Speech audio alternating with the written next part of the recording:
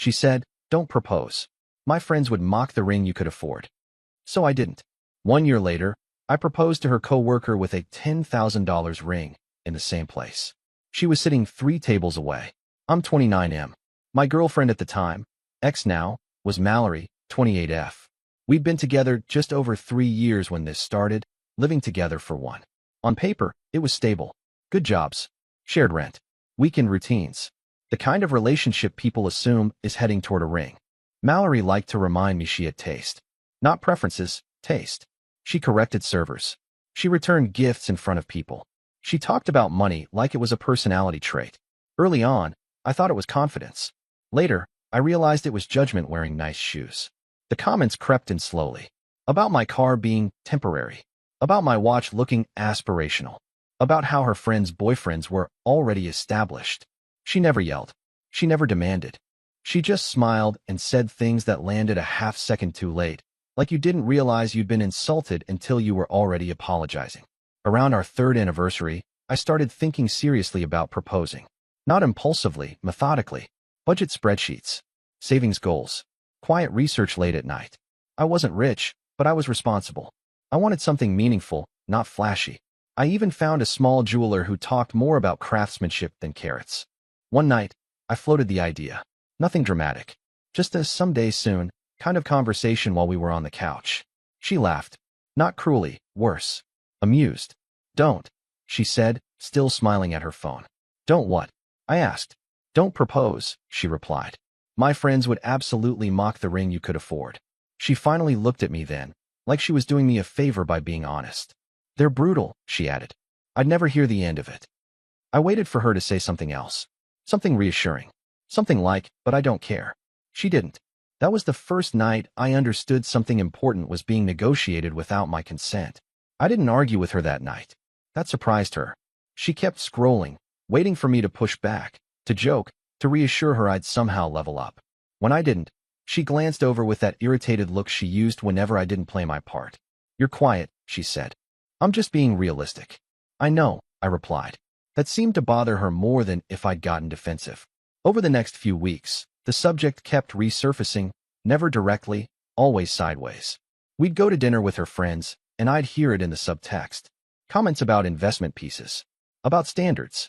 About how one friend's fiancé did it right, with a ring that actually photographed well. Mallory would laugh a little too loudly, then glance at me to see if I noticed. I noticed. She started sending me screenshots. Influencers showing off engagement rings. Articles about what your ring says about your worth. Once, she forwarded a post with the caption, "This is the minimum." I asked her, carefully, if the ring mattered more than the marriage. She scoffed. "Why do men always say that? It's not either or. It's about effort." Effort, apparently, had a price tag. A few months later, she asked if I was still thinking about proposing. I said I was. "Good," she said. "Just don't embarrass me." That sentence stuck. I started saving anyway. Not aggressively. Just responsibly. But something shifted. Every time I looked at rings, I heard her voice. Not excitement. Anticipation of judgment. I realized I wasn't imagining proposing anymore. I was imagining fallout. Then came the night she said it out loud. We were at a friend's engagement party. Big, flashy affair. Champagne tower. Photographer everywhere. Mallory leaned over during the speeches and whispered, "See? This is how it's supposed to look." Later, on the ride home, she sighed and said, "Honestly, I'd rather wait than end up with something sad." I asked what she meant. She rolled her eyes. "You know, a placeholder ring." Placeholder. Like I was temporary too. That was the night I stopped planning a proposal. I didn't tell her. I didn't announce it. I just quietly opted out. She mistook my silence for obedience. And for a while, I let her. Because sometimes the most important decisions aren't loud, they're patient. And I had just started waiting. Once I stopped planning the proposal, something strange happened. I started seeing her more clearly. Without the mental countdown to an engagement, I noticed how often Mallory compared our life to other people's highlight reels.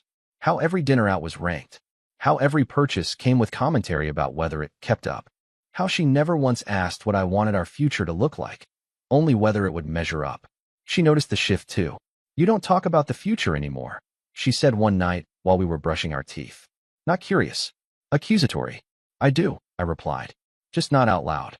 She frowned at my reflection. "That's not cute." A few weeks later, She invited me to brunch with her coworkers. I'd met them before in passing, polite, surface-level conversations. This time was different. There was a woman there named Claire. Early 30s, sharp without being sharp-edged. She laughed easily, asked questions, and actually listened to the answers. We ended up talking about work for most of the meal, same industry, different roles. It felt easy. Mallory noticed. On the drive home, she was quiet. Then she said, "You were flirting." "I was talking," I said. "Well, don't," she snapped. "It's embarrassing." That word again. Over the next few months, the relationship coasted. No big fights. No big affection either. Mallory started dropping hints about timelines again, weddings she wanted to attend, venues she liked, rings she accidentally showed me. I nodded, made noncommittal noises. She mistook that for progress. Meanwhile, I got a promotion. Nothing flashy, but meaningful. Better pay. More stability. I told her over dinner. She smiled, then said, "Good. That helps." Helps what? I wondered. Around that time, Mallory started talking more about her coworkers. Office drama. Promotions. Who was dating whom? Claire's name came up a lot. Always neutral. Almost dismissive. "She's nice," Mallory said once. A little plain, but competent. Plain. I didn't correct her. I was starting to understand that Mallory didn't want a partner. She wanted an accessory that reflected well under scrutiny. And I was quietly, steadily becoming someone who no longer needed her approval. The funny thing is, I still hadn't decided to leave. I was just waiting for the moment when staying would feel more dishonest than walking away. That moment was closer than I realized. The moment finally came on a Tuesday night, which felt fitting. Nothing dramatic ever happened with Mallory on weekends. Those were reserved for brunches and optics. Tuesdays were when real conversations slipped out by accident. She came home late, dropped her bag by the door, and announced she'd run into an old college friend who'd just gotten engaged. "No hello. No how was your day?" 3-carat oval, she said, kicking off her shoes. "Custom setting. He did really well." I nodded, not looking up from my laptop. She noticed immediately. "Why do you act like this doesn't matter?" she asked. "It's like you're checked out." I closed the laptop and looked at her. "Because you told me not to propose." She blinked. "That's not what I said." "It is," I replied. "You said your friends would mock the ring I could afford." She waved her hand. "I was being practical. I was saving you from embarrassment." "Mine," I said. She sighed, exasperated. "Why are you holding on to that? I thought you understood." That word again. Understood. As if swallowing it was the correct response. "So what's the plan?" I asked. "Wait until I meet a price point you approve of?" She didn't answer right away. Then she said, "I just want to be proud of what I'm wearing." That was it. Not proud of us. Not excited about marrying me. Proud of the object. I felt something finally settle. "I'm not proposing," I said calmly. She laughed. "You don't have to announce it." "I'm not announcing," I replied. "I'm telling you, so there's no confusion." Her smile dropped. "So you're punishing me now?" "No," I said. "I'm listening." She stood there for a long moment, then scoffed. "You'll come around. You always do." That was the night I realized she thought time was on her side. What she didn't know was that I'd already started imagining a future where I didn't need permission to choose joy. And that future no longer had her in it. The breakup didn't happen all at once. It happened quietly, in pieces, like furniture being removed from a room until one day you realize it's empty. After that Tuesday, Mallory acted like nothing had changed. She sent me listings for rings again. Venues. Pinterest boards titled Timeless Elegance. She talked about when not if. I realized she'd never actually heard me. Or maybe she had, and decided my words didn't matter. I stopped engaging. Not out of spite. Out of honesty. About 2 months later, she suggested we take a break. Not a real break. One of those breaks where you're still expected to wait. "I think some space will help you figure out what you want," she said, magnanimous, like she was assigning homework. I nodded. "You're right." That surprised her. I moved out the following weekend. Took my clothes, my books, the couch I'd paid for. She watched me pack with that same amused patience she'd always had, confident this was temporary, that I'd come back improved. Quieter. More expensive. We stayed loosely in touch. Polite texts. Occasional updates. She posted constantly. Trips. Dinners. Rings on other people's hands with captions about timing and standards. During that year, my life expanded in ways I didn't expect. I focused on work. Got another promotion. Started saving aggressively, not for a ring, but for myself. I traveled. I made friends who didn't rank my worth by objects. I stopped apologizing for being enough. And then, one afternoon, I ran into Claire again. Same easy conversation. Same genuine curiosity. This time, coffee turned into dinner.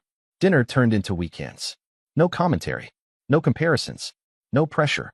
When I mentioned my past, she didn't flinch, just nodded like she understood what respect should feel like. A year after Mallory told me not to propose, I realized something quietly beautiful. I wanted to. Not because I was supposed to. Not to prove anything.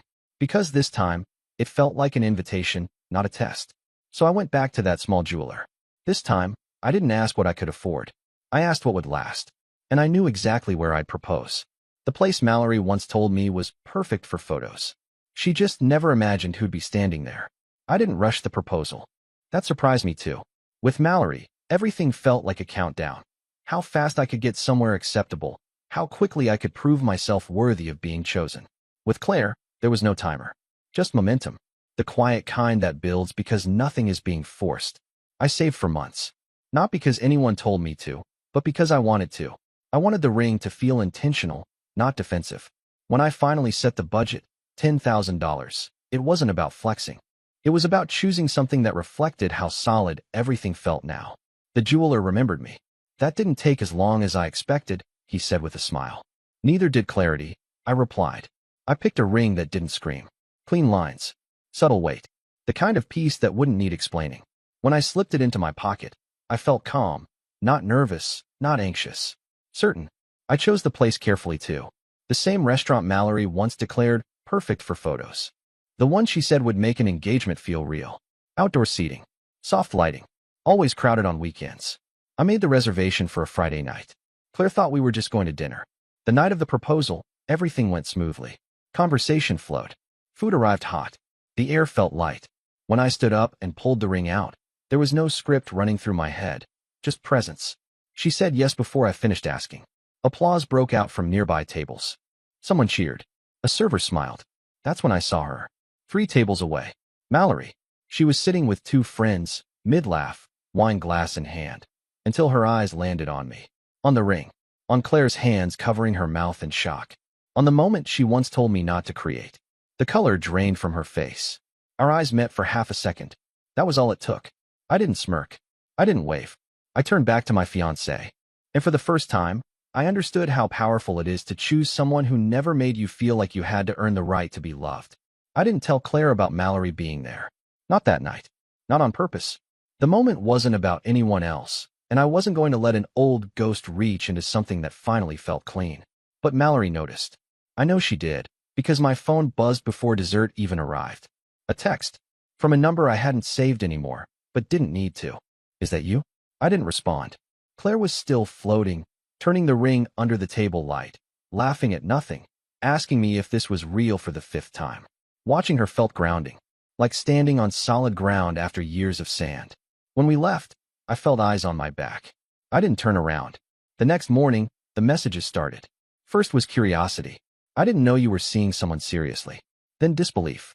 That ring looked expensive. Then confusion, sharpening into something else. I thought you said you weren't ready. That one almost made me laugh. By the afternoon, the tone shifted. So that's it. After everything, you really did it there? There, of all places. I still didn't reply. Later that night, Claire noticed something was off. Not because I was distant, because I was quieter than usual. Old history, she asked gently. I nodded. Yeah, but it's done. She didn't push. She just squeezed my hand and said, I'm really glad you chose me. That sentence landed heavier than she probably realized. Because with Mallory, everything felt conditional. With Claire, it felt mutual. The next day, Mallory called. I didn't answer. She left a voicemail. Long, unsteady. She talked about timing. About growth.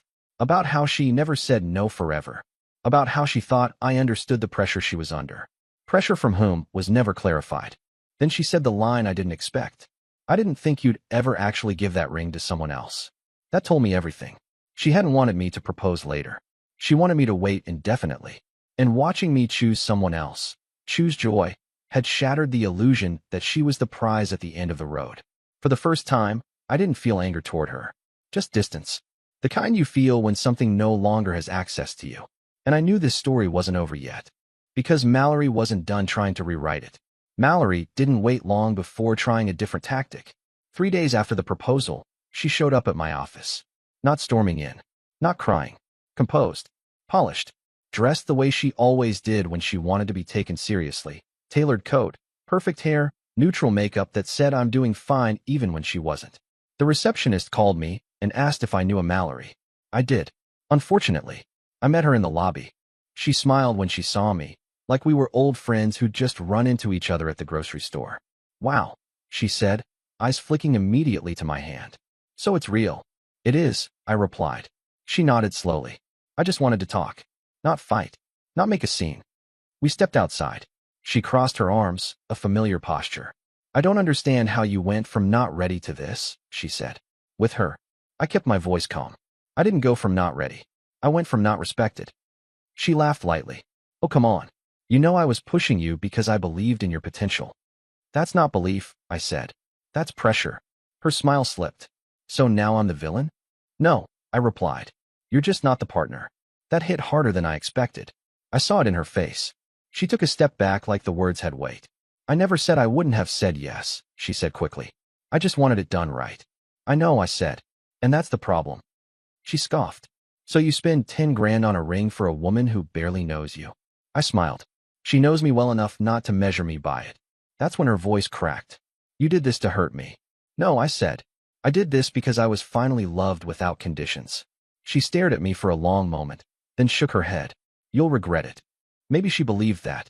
But as I walked back inside, my phone buzzed with a photo from Claire, her hand, my ring, sunlight catching just right. I didn't feel regret. I felt relief.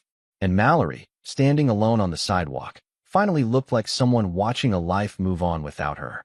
There were only 2 parts left to this story, and neither of them included going back. After Mallory showed up at my office, the tone shifted everywhere else. Mutual friends who hadn't spoken to me in months suddenly reached out. Casual messages. Hope you're doing well. Crazy running into Mallory the other night. I could feel the information circulating, getting revised in real time. Stories changing shape depending on who was listening. Mallory, apparently, was not handling it well. I heard through the grapevine that she'd left the restaurant early that night, that she'd cried in the bathroom, that she'd told her friends she felt humiliated, not because I'd moved on, but because I'd done it publicly, in the same place, with a ring that erased every argument she'd ever made about money, readiness, or effort. That detail mattered to her more than anything. She texted me again late one night. I never said you couldn't afford something nice. I just wanted you to grow first. I stared at the message for a long time. Then I typed back one sentence. I did. She called immediately. I didn't answer. She left another voicemail, her voice tight, trying to sound composed. She said she felt like I'd rewritten our entire relationship, that I'd made her look shallow, that people were asking questions she didn't know how to answer. What she never said was I was wrong. Claire noticed the noise around us, but stayed out of it. She didn't stalk Mallory's socials, didn't ask for details. When I told her pieces of the story, she just shook her head and said, I'm sorry you went through that. No competition, no commentary. That was the difference. One afternoon, while we were planning a small engagement dinner, Claire asked me something quietly. Did you ever want to propose to her? I thought about it honestly. I wanted to feel chosen, I said. I didn't realize how much I'd been asking permission. She nodded like that made perfect sense. A few days later, Mallory blocked me. Everywhere. At first, I thought it was out of spite. Then I realized it was survival. Watching me live a life she once thought she controlled was too much. And that's when I understood something important. The ring wasn't what broke her. It was the fact that I'd finally given it to someone who never made me feel small for wanting to offer it. There was only one thing left to do. Close this chapter for good. It's been a few months now, and the noise has finally died down. Mallory never reached out again after blocking me. No last message. No apology. No explanation. Just silence. From what I've heard, she moved apartments, changed friend groups slightly, and leaned hard into the version of herself that insists everything happens for a reason. I don't doubt she believes that. It's easier than accountability. Claire and I didn't rush anything after the proposal. We didn't need to. We planned a small engagement dinner instead of a spectacle. Close friends. Real laughter. No ranking. No commentary about aesthetics. When people complimented the ring, Claire just smiled and said, he chose it. Like that was the end of the story. And it was. Sometimes I think back to that night on the couch when Mallory laughed and told me not to propose. How casual she was. How certain. How convinced she was that time, pressure, and her approval were things she controlled. She wasn't cruel in a loud way. She was cruel in a curated way, the kind that makes you doubt yourself while insisting it's for your own good. Here's what I learned, and why I'm posting this. When someone tells you not to offer them love until it meets an external standard, believe them. They're not asking for patience, they're asking for power. And if you give it, they'll keep moving the line. I didn't propose because I was afraid of being mocked. I proposed later because I finally met someone who would have been happy with a ring pop if it came with sincerity. The irony isn't lost on me that Mallory saw the proposal she wanted, just not with her. But that wasn't revenge. That was consequence. If you're sitting in a relationship where your effort is being priced, ranked, or compared, pause. Ask yourself who benefits from you waiting. Ask yourself who decides when you're enough. Sometimes the most satisfying ending isn't proving them wrong. It's choosing someone who never made you feel wrong to begin with. Thanks for reading.